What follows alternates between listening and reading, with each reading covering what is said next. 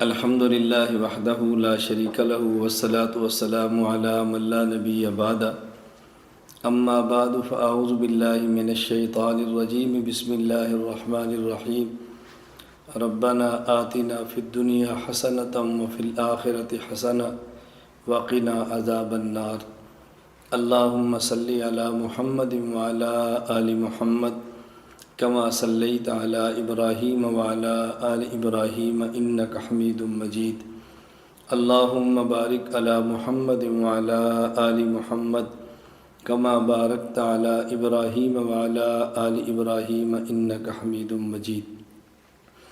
ہم اللہ رب العزت سے دعا مانگتے ہیں اللہ تعالی ہماری دنیا بھی بہتر اور اچھی بنا دے، اللہ رب العزت ہماری آخرت بھی اچھی بنا دے۔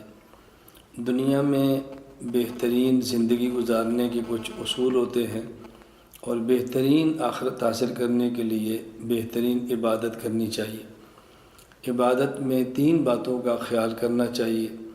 نمبر 1، عبادت کس جگہ کرنی ہے، نمبر 2، عبادت کس وقت کرنی ہے، اور نمبر 3، کن سے پوچھ کر عبادت کرنی ہے۔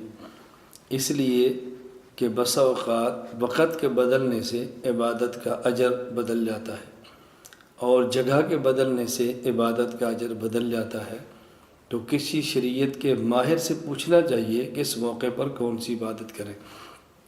میں اس مختصر سی تمہید کے بعد یہ بات عرض کرنا چاہ رہا ہوں کہ 15 شعبان کی رات، جسے عام طور پر شب برات کہا جاتا ہے، شب کا معنی ہے رات اور برات کا معنی ہے بری ہونا، یعنی شب برات ایک ایسی رات ہے 15ویں شعبان کی کہ جس میں آدمی توبہ صحیح معنوں میں کرے تو اپنے گناہوں سے پاک اور صاف ہو جاتا ہے۔ مختلف احادیث شب برات کے بارے میں آئی ہیں۔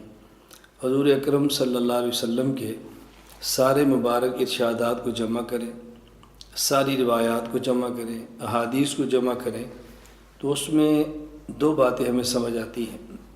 نمبر 1، اس رات کو قیام کرنا چاہیے، دن کا روزہ رکھنا چاہیے، اور رات کے قیام کا معنی یہ نہیں ہے کہ پوری رات قیام کریں، رات کے قیام کا معنی نہیں ہے کہ مخصوص تعداد میں رکھتے پڑھیں۔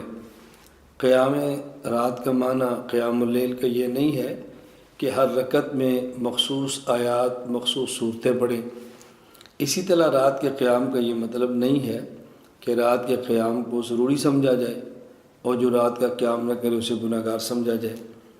اسی طرح جو 15 شعبان کا روزہ ہے، اس کا معنی بھی صرف اتنا ہے کہ روزہ رکھ لیں تو بہتر ہے، مستحب ہے، اور نہ رکھیں تو گناہ نہ سمجھیں، روزہ رکھنے کو ضروری نہ سمجھیں، اور رمضان کی طرح سحری اور افطاری کے باقاعدہ اعلان نہ کریں اور اجتماعی سحری یا افطاریاں کرا کے اس روزے کو روزے کے مشابہ نہ بنائیں۔ ان چیزوں کا خیال کرنا چاہیے۔ اس رات کو چونکہ آئندہ آنے والے 1 سال کے افراد کے نام لکھے جاتے ہیں، کس کس نے پیدا ہونا ہے، کس کس نے فوت ہونا ہے، کتنا کس کو رزق ملے گا، اس لیے ام المومنین امی عائشہ رضی اللہ تعالیٰ عنہ فرماتی ہیں کہ نبی کریم صلی اللہ علیہ وسلم فرمایا کہ میرا جی چاہتا ہے کہ اس دن میں جب میرا نام لکھا جائے کہ آئندہ سال میں نے کیا کرنا ہے، یا جب میرا نام لکھا جائے کہ میری اس سال میں وفات آنی ہے، تو میں چاہتا ہوں کہ میرا نام اعمال اس حال میں لکھا جائے کہ میں روزے کی حالت میں ہوں۔ تو میں نے عرض کیا کہ 2 باتیں روایات کو جمع کرنے سے معلوم ہوتی ہیں۔ نمبر 1، رات کا قیام، نمبر 2، دن کا روزہ۔ یہ ایک چیز تو یہ ہوگی، رات کا قیام اور دن کا روزہ۔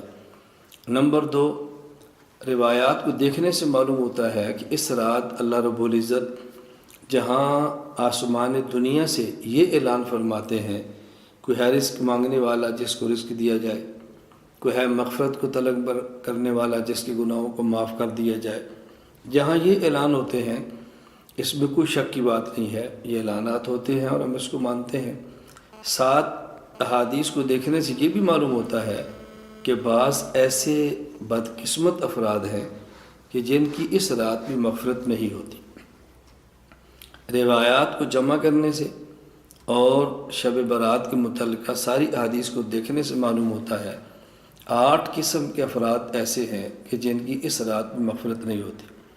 نمبر 1، مشرک، جو اللہ کے علاوہ کسی کو حاجت روا سمجھے، اللہ کے علاوہ کسی کو مشکل کشا سمجھے، اللہ کے علاوہ کسی کو عالم الغیب سمجھے، اللہ کی ذات کے علاوہ کسی بت یا جانور کی پوجا کرے، یہ مشرک ہے، اس کی مغفرت نہیں ہوتی۔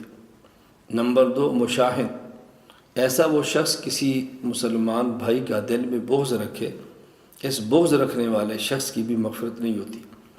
نمبر 3، مدمن خمر، ایسا وہ شخص جو شراب کا عادی ہے، اس کی مغفرت بھی نہیں ہوتی۔ کبھی شراب پیا اور توبہ کر لی، آئندہ نہ پیا، یہ الگ بات ہے۔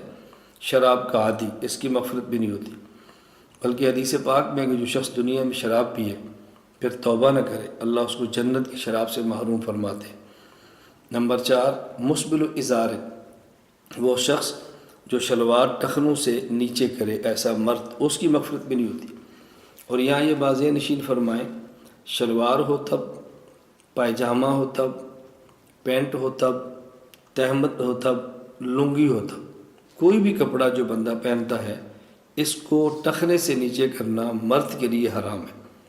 عورت کے لیے ٹخنا ظاہر کرنا حرام ہے اور مرد کے لیے ٹخلے کو چھپانا حرام ہے۔ یہاں ایک مسئلے کی وضاحت ضروری سمجھے، ٹخنے کو چھپانا حرام تب ہے، نمبر 1، نازلاً، کپڑا اوپر سے نیچے جائے۔ نمبر 2، قائماً، کہ بندہ کھڑا ہو، اگر کوئی شخص بیٹھا ہو یا لیٹا ہو پھر ٹخنا چھپا لے تو گناہ نہیں ہے۔ اسی طرح جراب یا موزہ جو نیچے سے اوپر کی طرف آتا ہے پہن لے، ٹخنا چھپا لے تب بھی گناہ نہیں ہے۔ تو ایک وہ شخص جو ٹخنا چھپاتا ہے اس کی مغفرت نہیں ہوتی۔ نمبر 5، قاتل، ناحق کسی کو قتل کرنے والا، اس کی مغفرت نہیں ہوتی۔ نمبر 5، قاطع الرحم، رحم یعنی رشتہ داری کے تعلقات کو ختم کرنے والا۔ اور اس میں یہ وضاحت ضروری سمجھے، اس سے مراد وہ شخص ہے جو دنیا کی بنیاد پہ تعلق توڑے، اور اگر شریعت کی وجہ سے تعلق توڑے، جہاں شریعت کا حکم ہو کہ ایسے بندے تعلقات منقطع کریں، وہ اس کے اندر شامل نہیں۔ کبھی رشتے کا جھگڑا، کبھی زمین کا جھگڑا، کبھی کوئی خاندان برادری کا جھگڑا، ان معاملات پہ تعلقات توڑنا ہی ٹھیک نہیں ہے۔ کسی سے رشتہ مانگا ہے، ان نے نہیں دیا تو ہمیشہ کے لیے بولنا چھوڑ دیا، کیوں نہیں دیا؟ ان کی مرضی ہے، بیٹی ہے ان کی مرضی ہے، بیٹا ہے، وہ رشتہ دیتے ہیں تو ٹھیک ہے، نہیں دیتے تو ان کی مرضی ہے، اس پر تعلقات ختم نہیں کیے جا سکتے۔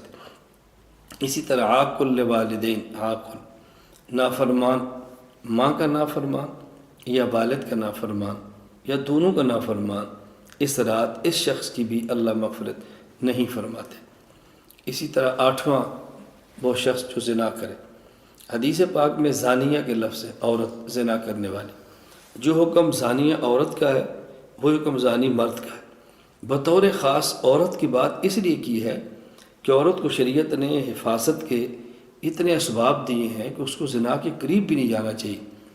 جسم چھپائے، گھر میں رہے، اس کے انتظامات، اگر بچی ہے ماں باپ کے ذمے ہے، اور شادی ہوتی ہے تو والد کے ذمے ہے، شوہر کے ذمے ہے، پھر اس کے بھائیوں کے ذمے ہے، بڑی ہو جائے تو اولاد کے ذمے ہے، اس کو قصب معاش کے لیے باہر نہیں جانا پڑتا، کمانے کے لیے باہر جانا ضروری نہیں ہے۔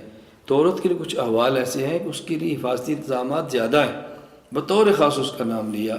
بہرحال زنا کا عادی مرد ہو یا عورت، ان کی مغفرت بھی رات نہیں ہوتی، باقی تمام کی مغفرت ہو جاتی ہے۔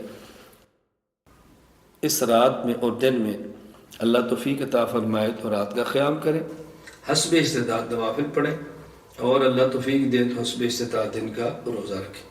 کوئی غریب ہے تو اس کو سحر افطاری کرا دے، یہ بھی ٹھیک ہے۔ اور اگر یہ کام نہ کر سکیں تو بطور خاص 2 چیزوں کا خیال فرمائیں۔ نمبر 1، عشاء کی نماز جماعت کے ساتھ پڑھیں اور کوئی گناہ کیے سو جائیں سنت کے مطابق، اور صبح فجر کی نماز جماعت کے ساتھ پڑھیں مرد۔ خواتین عشاء کی نماز پڑھیں، سنت کے مطابق سوئیں اور صبح فجر کی نماز پڑھ لیں، اللہ رب العزت توفیق عطا فرمائے۔ بس یہ کام کر لیں۔ دن کو روزہ نہیں رکھ سکتے تو گناہوں سے بچنے کا اہتمام کریں۔ ایک تو اس کا خیال کریں کہ نوافل رات کو اور دن کا روزہ نہ رکھ سکے تو کم از کم گناہوں سے بچیں، اور دوسرا بطور خاص شب برات کے موقع پر خرافات سے بچیں۔ کہیں حلوہ اور پوڑی کو ضروری سمجھا جا رہا ہے، اور کہیں رات کو پٹاخے بجانے یہ بچوں کے لیے ضروری سمجھا جا رہا ہے، کہیں اجتماعی عبادت تسبیح کی نماز پڑھنی ضروری سمجھی جا رہی ہے، کہیں خواتین اور مردوں کا مخلوط اجتماع ضروری سمجھا جا رہا ہے، کہیں مساجد اور دیگر جگہوں کو چراغاں کرنا ضروری سمجھا جا رہا ہے۔ تو کم از کم یہ کریں کہ ان خرافات سے بچیں کہ شب برات کے موقع پہ پٹاخے، شب برات کے موقع پر مخلوط اجتماع، شب برات کے موقع پہ اہتمام کے ساتھ صلاۃ و تسبیح کی جماعتیں، تو یہ بدعات ان سے بچیں، رسوم سے بچیں اور خرافات سے بچیں۔ اللہ رب العزت ہم سب کو ہر دن اور ہر رات شریعت حضور اکرم صلی اللہ علیہ وسلم کی سنت کے مطابق گزارنے کی توفیق عطا فرمائے۔ وآخر دعوانا ان الحمد للہ رب العالمین۔